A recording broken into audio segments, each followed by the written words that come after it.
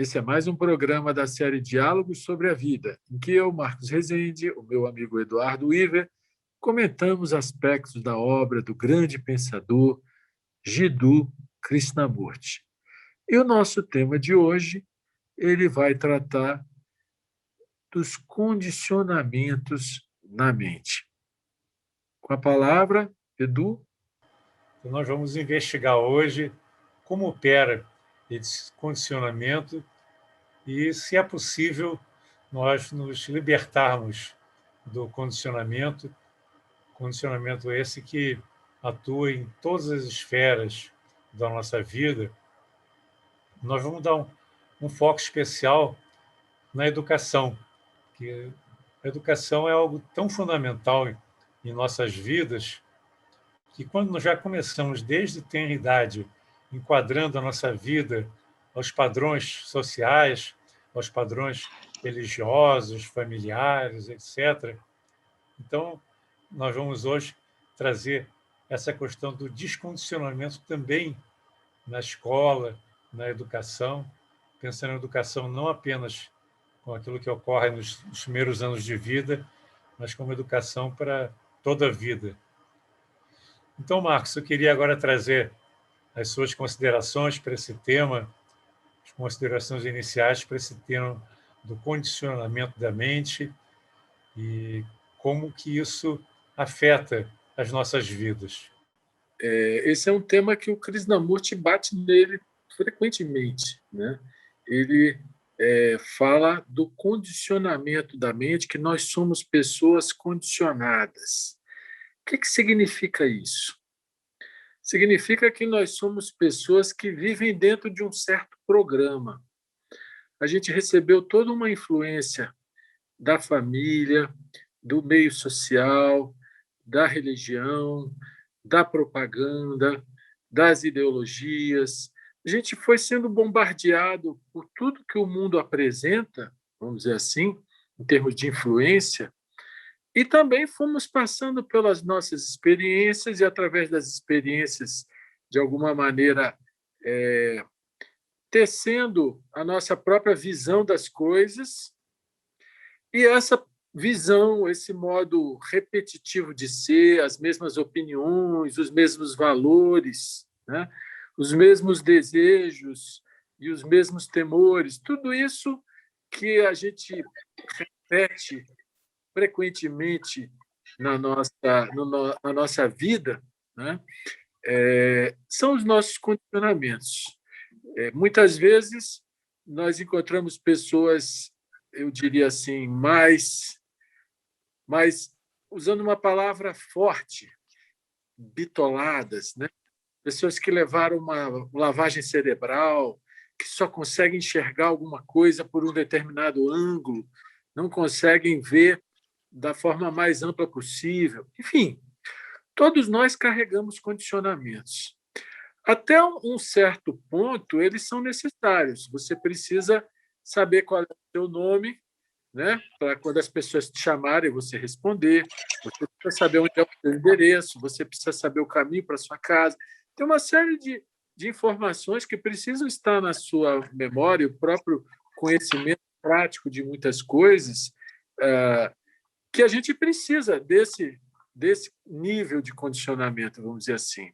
Agora, por que a nossa vida é mecânica, repetitiva, entediada, sem graça, frustrada, né? Por que a gente fica sempre repetindo os mesmos padrões de comportamento, de busca de prazer, de fuga dos incômodos, né?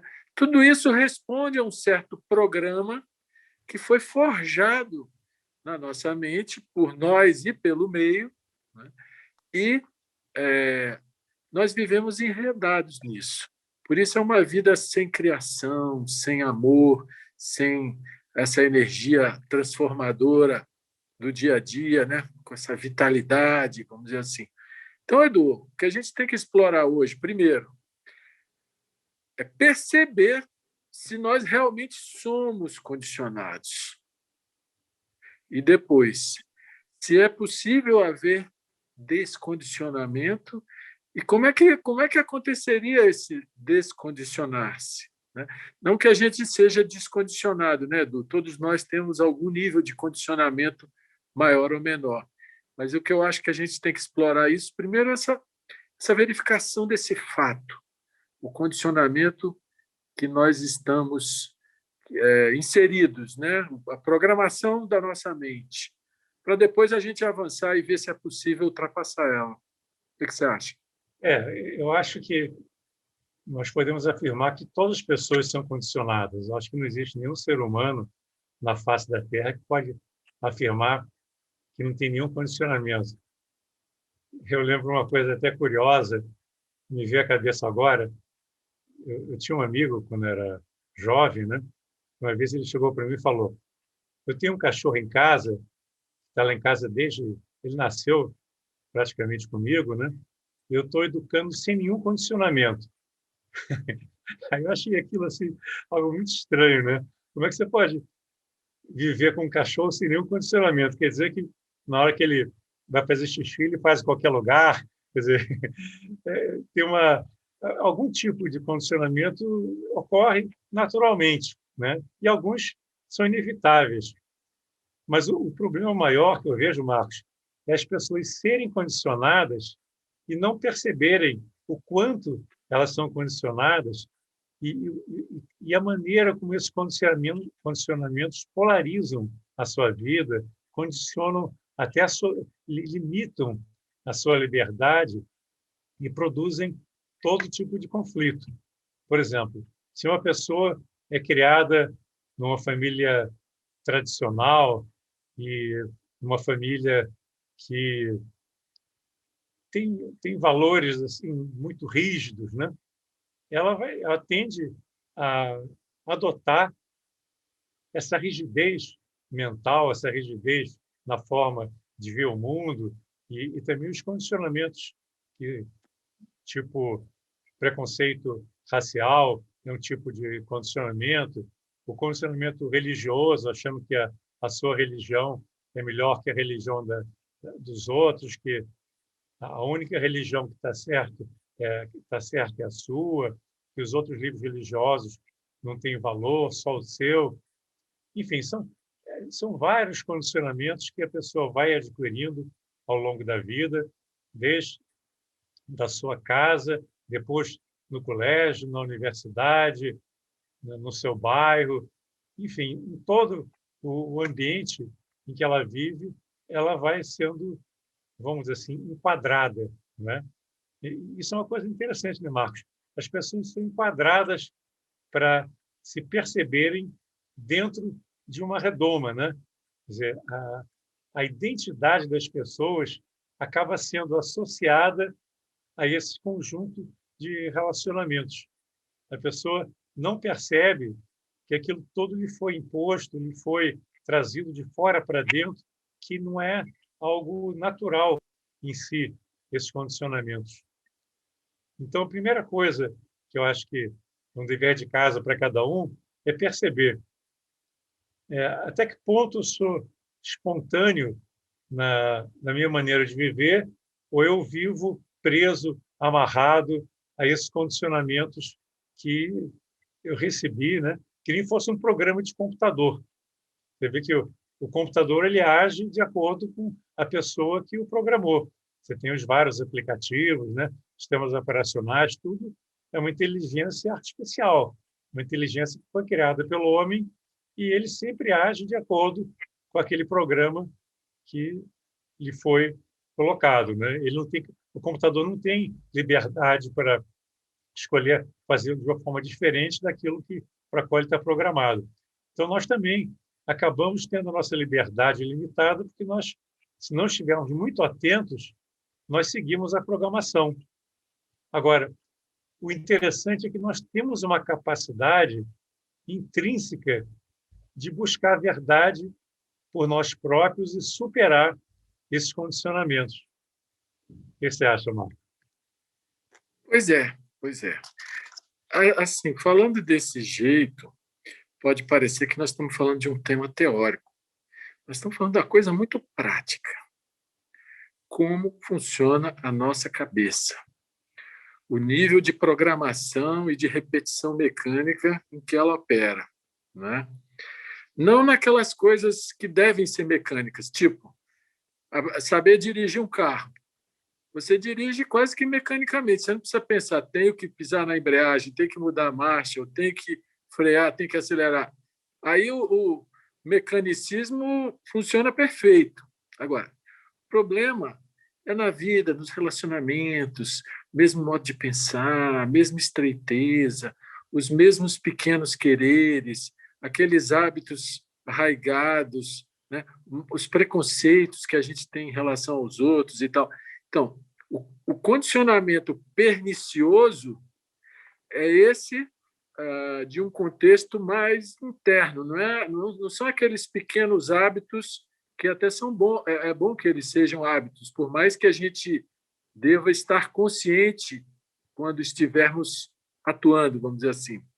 Mas então, chamando o nosso amigo aqui para a conversa, o Gidu, ele fala assim: nossa mente está condicionada pela educação moderna, pela sociedade, pela religião, pelos conhecimentos e pelas inúmeras experiências que temos acumulado. Foi moldada não só pelo ambiente, mas também pelas nossas reações a esse ambiente e as várias formas de relação. Então, você se relaciona com uma pessoa, você vive uma experiência. Quando você vai viver uma outra experiência, você já vai para essa nova experiência com a visão que você tem adquirida na experiência anterior, sendo que a nova experiência é nova. Então, você vai para o novo condicionado pelo velho, né? Com as suas opiniões, com suas visões de mundo, vamos dizer assim. Não é? Diz ele ainda, o condicionamento se verifica não só culturalmente, mas no sentido da religião, da moral social, etc., mas mediante o próprio conhecimento, que é o que a gente está sempre acumulando, né? Será possível ensinar os alunos e a nós mesmos a libertar a mente do conhecimento e, apesar disso, usar o conhecimento sem obrigar a mente a funcionar de modo mecânico? Olha que interessante, Edu. O conhecimento é necessário, mas a questão é: pode a mente usar o conhecimento sendo livre do próprio conhecimento, livre dos seus próprios saberes, livre das suas próprias opiniões, livre dos seus próprios julgamentos? O que você me diz? Você trouxe um ponto fundamental, né? Que a educação, né, é o elemento assim base, onde começa todo esse processo, né? E o Krishnamurti ele traz num dos seus textos, né, escrito para as escolas, inclusive, uma reflexão muito interessante. Ele diz o seguinte: você normalmente gostaria que na escola onde seu filho estuda, os professores tivessem essa mentalidade não condicionada. Mas se você quiser que cada professor só comece a ensinar quando ele tiver alcançado esse nível de descondicionamento mental, você vai ficar esperando a vida inteira e não vai conseguir ter um professor só para atuar na escola, né? Então, o que ele propõe? Que os professores estejam cientes de que tanto eles quanto os estudantes estão condicionados. E a ideia é que, através do relacionamento em sala de aula, enfim, no trabalho dentro da escola, eles vão juntos entender esse condicionamento e procurar se libertar dele. Olha que interessante, né? Quer dizer, em vez do professor dizer, eu vou primeiro me descondicionar para depois ensinar. Não, eu reconheço que eu tenho condicionamentos, que eu tenho as minhas limitações, mas do relacionamento com a turma, da investigação em conjunto com a turma, que nós estamos aqui juntos, né, investigando, vai surgir uma observação, vai surgir um aprendizado que é para ambos os lados. Tanto o estudante como o professor podem se descondicionar a partir dessa investigação. Então, por exemplo, um professor de matemática. Ele pode, além de ensinar toda a teoria da matemática, que é muito necessária, assim como professor de ciências, etc., mas ele pode, junto com o ensinamento assim das teorias diversas, né, das diversas disciplinas, trazer também essa questão do condicionamento, né? E isso me faz lembrar uma peça de teatro que eu vi muito tempo atrás, chamada Galileu Galilei. Eu não sei se era do Brecht, é uma peça bem conhecida, né? Mas tem um pedaço da peça que me marcou para o resto da vida. Você sabe que o Galileu que inventou o telescópio, né? E na época dele havia uma crença, inclusive na igreja, de que havia o firmamento, né? E tanto os planetas como as estrelas estavam coladas no firmamento e a Terra era o centro do universo. Então, o Galileu, quando ele descobriu o telescópio, ele apontou o telescópio para Júpiter e ele percebeu que haviam planetas, né? Até aquela época, aliás, satélites, né? Haviam satélites. E esses satélites, eles ora estavam visíveis, ou seja, na frente do planeta, e ora eles estavam atrás do planeta, porque estavam, né, fazendo esse movimento em torno do planeta Júpiter. Então, ele conseguiu, pelo telescópio dele, ver esse fenômeno. E isso derrubava a teoria de que havia um firmamento onde tudo estava colado, né? Se havia um movimento do satélite em torno de Júpiter, quer dizer que não havia aquela abóbada celeste, naquele firmamento no qual estaria tudo colado. Aí ele chamou os astrônomos da época, né? Os cientistas da época, para mostrar o que ele tinha descoberto. E é interessante que a ciência, assim, os donos do conhecimento, né, estavam muito vinculados também ao conhecimento e aos condicionamentos religiosos. Havia um vínculo muito forte entre religião e ciência. E eles acreditavam também. Havia uma crença generalizada que havia uma abóbada, havia um firmamento, né? E que a Terra era o centro do universo, tudo mais. Quando o Galileu, através da própria observação telescópica, colocou em dúvida essas crenças, qual foi a reação dos cientistas, dos astrônomos da época? Eles nem quiseram olhar no telescópio. Só, se você que está me dizendo é tão absurdo, que vai contra toda a filosofia, que é uma filosofia milenar, que é o conhecimento divino, né? Como é que eu vou acreditar nos meus olhos? Então, o que está mostrando é uma ilusão de ótica. Então, eu não vou nem olhar no seu telescópio. Então, isso é algo assim, que me marcou muito, né? O cientista se recusou a ver a realidade, porque a realidade não se enquadrava nas suas crenças, ou seja, nos seus condicionamentos. Isso ocorre o tempo todo, a gente percebe isso se a gente estiver atento.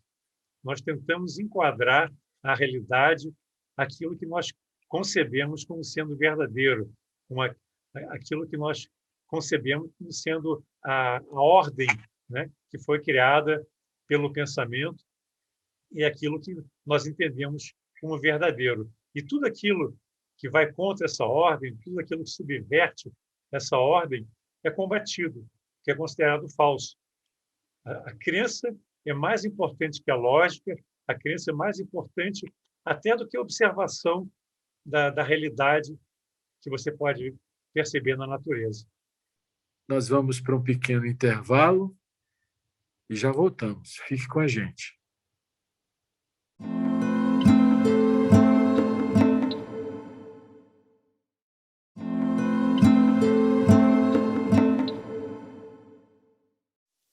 Estamos de volta no nosso programa Diálogo sobre a Vida, que é o Eduardo Weber, o Marcos Rezende. Conversamos sobre temas vinculados à obra do Krishnamurti. E hoje nós estamos conversando sobre um tema fascinante, que é central na obra do Krishnamurti, que é o condicionamento da mente. Então, agora eu passo a palavra para o Marcos para dar continuidade a essa conversa tão fascinante. As pessoas não se acham condicionadas. Nós não nos achamos condicionados, mas somos. Seremos nós capazes de olhar o nosso próprio condicionamento? Porque qualquer pessoa, ou ela é mais para a esquerda, ou ela é mais para a direita, ou ela é mais religiosa num sentido, ou mais ateísta em outro sentido. Ela vai sempre pender para um nacionalismo, o meu país é assim, o dos outros é diferente. Então, a gente tem uma série de ideologias, sejam elas religiosas, econômicas, políticas, que a gente absorveu e que elas regem o nosso pensar. E a gente se acha livre. Né? Então, assim como os caras não queriam olhar no telescópio, né, as luas de Júpiter, né? Será que nós queremos olhar para o nosso condicionamento? Aí vou chamar de novo o nosso amigo aqui para o bate-papo. Ele fala assim: como dissemos, estamos programados. Estamos programados. O cérebro humano é um processo mecânico. Nosso pensamento é um processo materialista. E esse pensamento tem sido condicionado para pensar como budista, como hindu, como cristão, etc. Portanto, nosso cérebro está condicionado. É possível ficar livre do condicionamento? Aos que dizem que não. Como pode esse condicionamento ser completamente erradicado de forma que o cérebro humano possa tornar-se extraordinariamente purificado, original, de infinita capacidade? Então, veja só, esse condicionamento que a gente pode achar que é uma bobagem, que é uma teoriazinha, né? Esse condicionamento, ele nos impede de sermos pessoas originais, pessoas criadoras, pessoas novas, pessoas de infinita capacidade, porque a gente funciona sempre no mesmo padrão, padrão mecânico, padrão repetitivo. Né? Então, eu vejo assim a mais absoluta necessidade da gente perceber que somos condicionados, que vivemos de acordo com um padrão que é parte elaborado por nós mesmos, parte recebido do meio, da cultura, da família, da infância, de tudo, né? E é o que a gente adotou. Esse é o nosso padrão. É possível ir além dele? Volto a essa pergunta. Pois é, essa é a pergunta fundamental, né? E o Krishnamurti fala uma coisa que é muito interessante. Para você conseguir ir além do pensamento, ou seja, você observar o próprio pensamento, você precisa de muita atenção e muita energia. E uma das coisas que ele coloca, que eu acho talvez seja até revolucionário, que não consta na maioria das teorias que a gente vê por aí, é que é possível nós observarmos o próprio pensamento. Ou seja, não é o pensamento observando ele próprio. Ou seja, existe uma, vamos dizer assim, um nível de ser dentro da nossa psique que é capaz de observar o pensamento. Porque o pensamento é o passado, é a memória, né? E nós não estamos limitados ao pensamento. O pensamento, ao contrário, é algo criado por uma série de fatores, né? E o pensamento é sempre o passado. Então, para que você consiga entender os condicionamentos que foram criados pelo pensamento, você precisa de uma atenção muito grande. E para você ter uma atenção muito grande, você precisa de muita energia. Esse é um ponto que o Krishnamurti sempre batia muito forte, né? Se você está levando uma vida cheia de conflitos, se você está desgastado, estressado, se você passa o dia brigando no trabalho e onde quer que você esteja, chega no final do dia, você está exausto. Então, o que você faz? Você deita lá no sofá, liga a televisão e começa a receber todo aquele lixo sem nem questionar, né? Não tem energia, não tem capacidade nem para ler um bom livro, quanto mais para meditar ou investigar qualquer coisa que seja. Então, uma das condições para você conseguir entender a si próprio, entender a vida, eu acho que isso todos nós queremos, né? É você estar muito energizado e muito atento para tudo que acontece, não só no seu exterior, ou seja, você observar os pássaros, observar o carro passando, observar como é que você está vestido, mas observar o seu próprio interior. Isso não é uma tarefa trivial, você se auto-observar. E o Krishnamurti vai mais além. É uma tarefa, que eu dizia, assim, das mais árduas que ele se propõe que nós façamos. É você observar a cada pensamento que você tem. Será que nós seríamos capazes de fazer isso? De acompanhar, né, o pensamento desde a hora que ele surge na nossa mente, né, até ele desaparecer? E mais que isso, e até a sua raiz, tentar entender por que eu tive esse pensamento, por que eu tive essa emoção. Isso não é fácil, né? Você está plenamente atento, porque o pensamento é desatenção. Isso ele fala também em outra parte, né? Quando você está pensando, você não está observando a sua realidade, a realidade do aqui e do agora. Você está no passado, que é o pensamento. Então, esse é algo assim que fundamental dentro do processo do autoconhecimento, é você perceber que você pode observar o pensamento e estar atento para entender o pensamento. É interessante, e a sutileza do tema está no seguinte: pode o que é condicionado se descondicionar? Porque, repara só, qualquer movimento que a gente quiser fazer, vou me descondicionar. Isso é o próprio condicionamento que está falando, não é? E você vai tentar mexer, mudar, muda daqui, muda dali, vai continuar enrascado do mesmo jeito. Pelo contrário, vai se complicar mais ainda, né? Então a gente precisa entender o que é isso.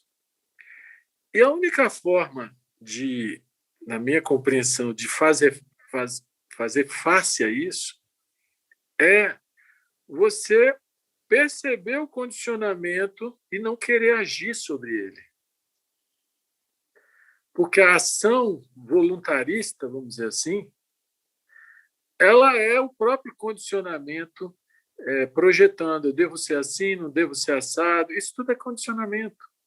Porque essa consciência livre, ela simplesmente se expressa sem querer ser nada.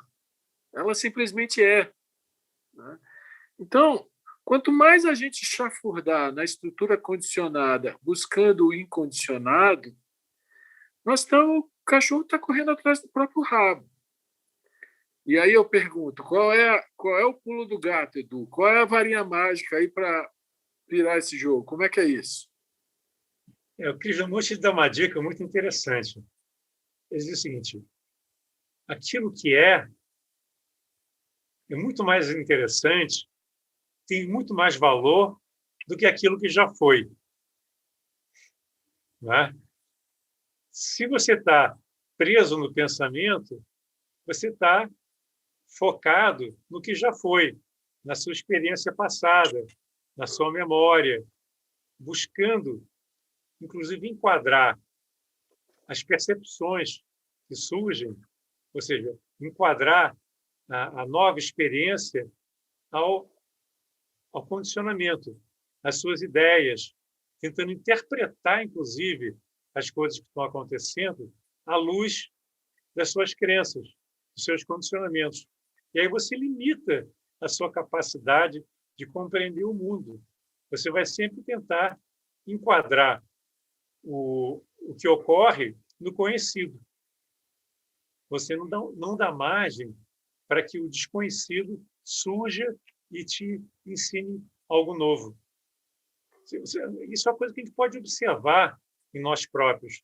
Nós estamos sempre tentando enquadrar aquilo que ocorre dentro das nossas teorias, dentro da nossa visão de mundo, dentro dos nossos condicionamentos, daquilo que nós entendemos como sendo verdadeiro, né? Por exemplo, as nossas teorias religiosas, as nossas crenças.